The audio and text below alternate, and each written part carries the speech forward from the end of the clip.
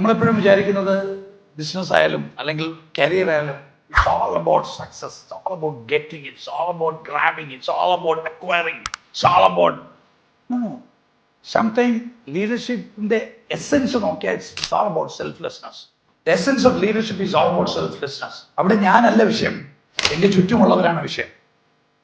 അവിടെ എൻ്റെ ഈഗോ അല്ല വിഷയം, എൻ്റെ ഫിയർ അല്ല വിഷയം. എനിക്കൊരു ഒബ്ജക്റ്റീവ് ഉണ്ടാവും, ആ ഒബ്ജക്റ്റീവ് മീറ്റ് ചെയ്യണം. 7 പേര് ചേർന്നൊരു ടീം ഉണ്ടാവണമെന്ന് പറഞ്ഞപ്പോൾ അതിൽ 8ാമതായി ഞാൻ വന്നാൽ ഞാൻ മാറും.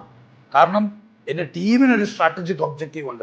അപ്പോൾ എന്നേക്കാൾ വലുതാണ് എൻ്റെ മിഷൻ എന്ന് റിയലൈസ് ചെയ്യുന്നിടത്താണ് പലപ്പോഴും പല വലിയ ഓർഗനൈസേഷനും പൊട്ടായി വരുന്നത്. ഈഗോ എടുത്ത് മാറ്റാൻ പറ്റണം. ഞാൻ എപ്പോഴും പറയും, entrepreneurship is actually A ego elimination journey. Ego eliminate ചെയ്യുന്ന ഒരു ജേർണിയാണ്. ഒരു പീക്ക് എത്തുമ്പോൾ അവർക്ക് ഒരു ഈഗോയും ഉണ്ടാവില്ല. അപ്പോഴാണ് അവനൊരു റിയൽ ലീഡർഷിപ്പിലേക്ക് മാറുന്നത്. അങ്ങനത്തെ ഒരു ഈഗോലെസ് സ്റ്റേറ്റിലേക്ക് മാറാൻ സാധിക്കണം.